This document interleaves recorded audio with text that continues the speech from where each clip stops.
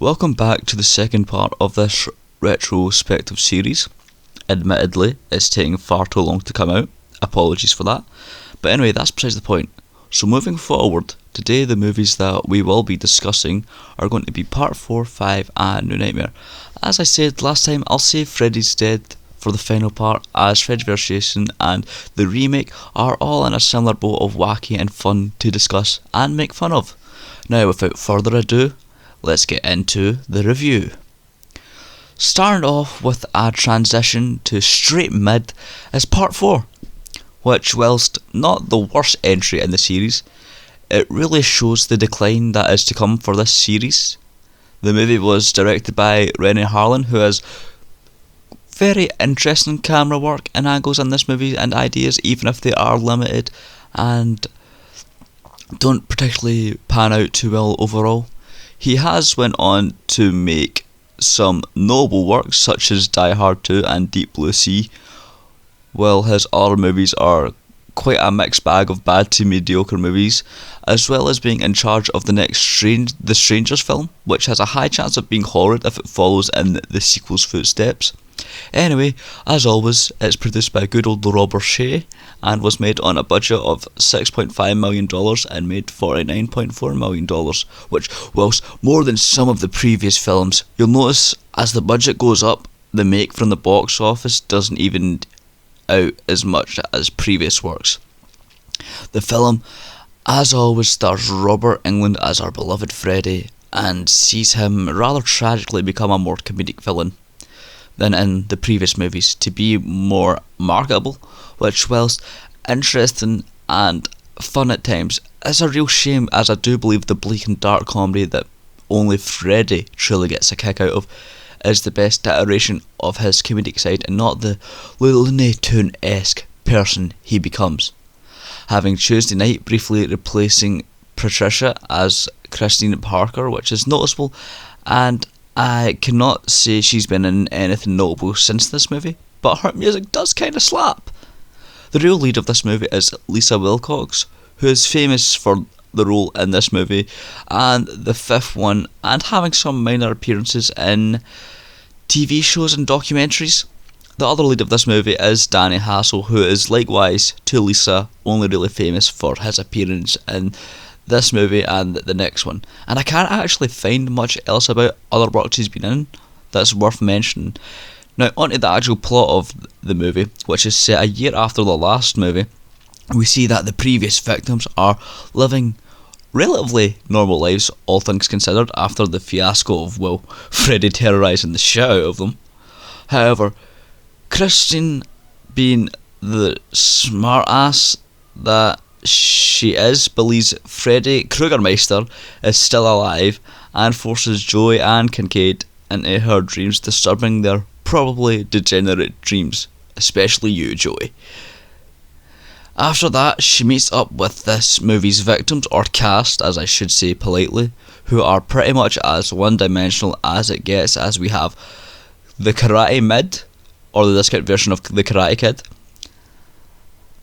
After him, we have a stereotypical tough tomboy girl personified, with the only shocking quality that is a woman, and my crush from my childhood in this film, who's pretty much just tough as fuck, likes the gym, and afraid of bugs.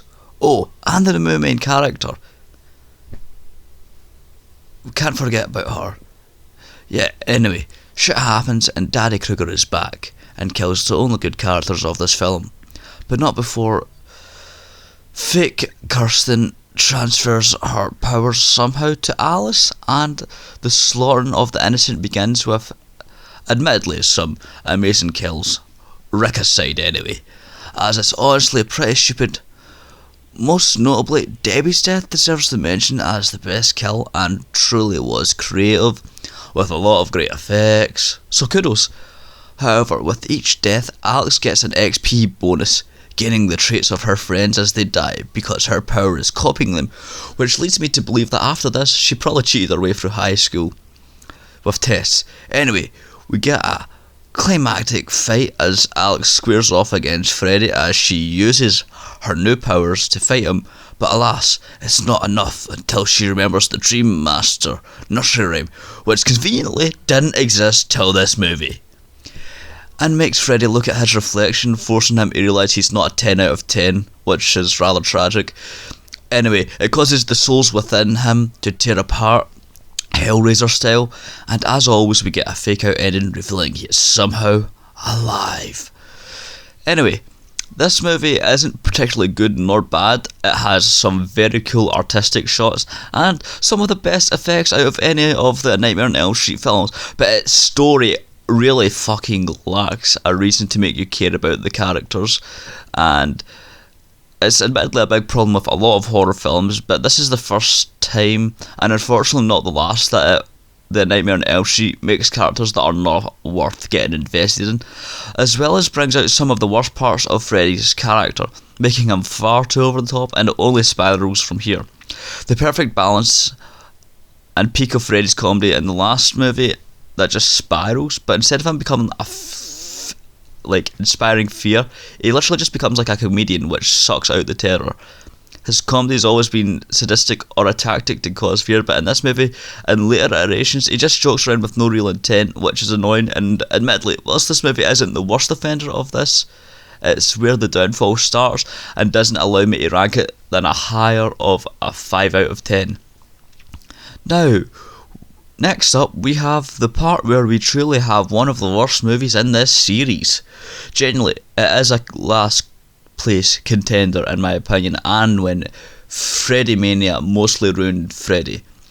As the series bought into its own hype far too much, the movie was directed by Stephen Hopkins, who also directed Predator 2, which is very underrated. Let's see what else. He also done Lost in Space and some episodes of The 24. Kinda a shame that this dude has this movie on his resume.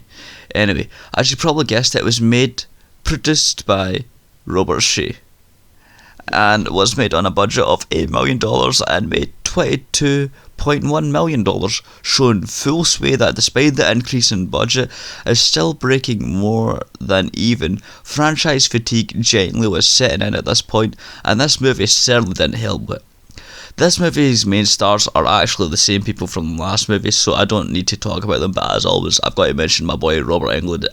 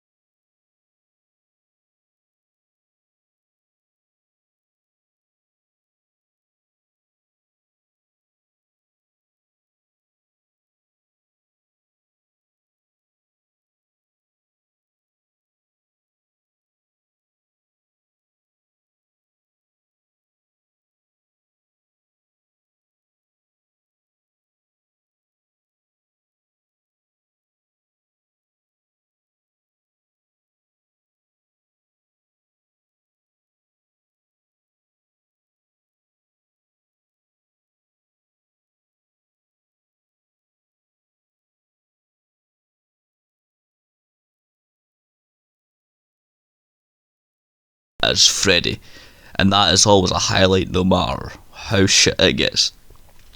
As for the actual movie, we start off by learning that Alice and Dan are dating, and with the plot of the story certainly fornicating. I'm sorry. As we get a flash to her dressed in a nun outfit saying she is the mother of Freddy. Maury would be surprised at that DNA test result.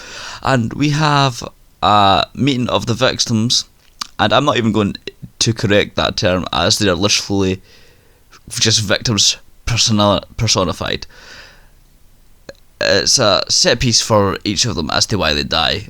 We have Mark, who only gets points for his name, and like in comics, Yvonne, who, when she isn't lapping people at swimming, works at the hospital, and Greta, who is a supermodel to be that doesn't really want to be one, before we get sent to the asylum and see a birthing video that should really convince people that having children is not the way to go. The baby turns into Freddy, which is pretty stupid, but I don't really care as we get my favourite kill in this movie with Dan's death, because damn, was it sick.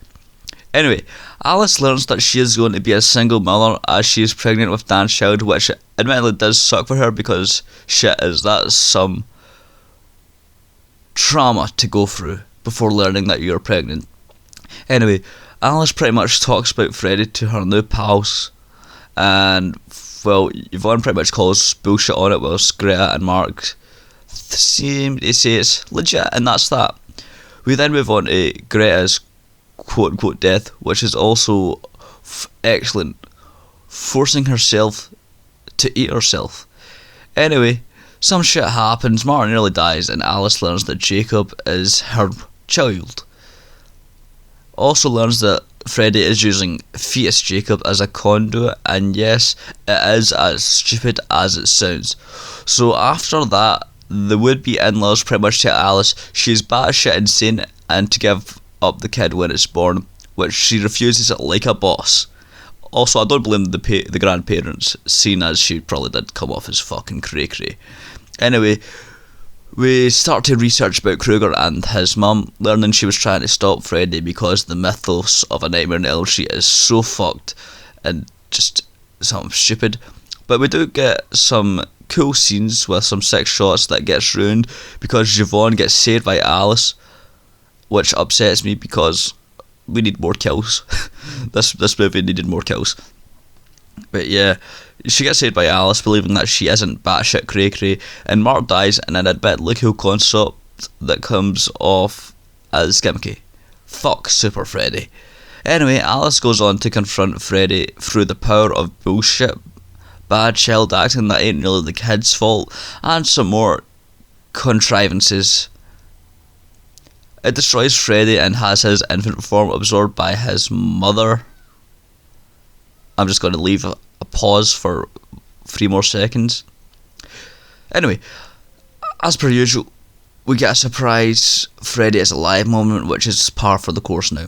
Overall, this movie really sucked. The character interactions and the overall cheesiness of this movie makes it difficult to watch at times.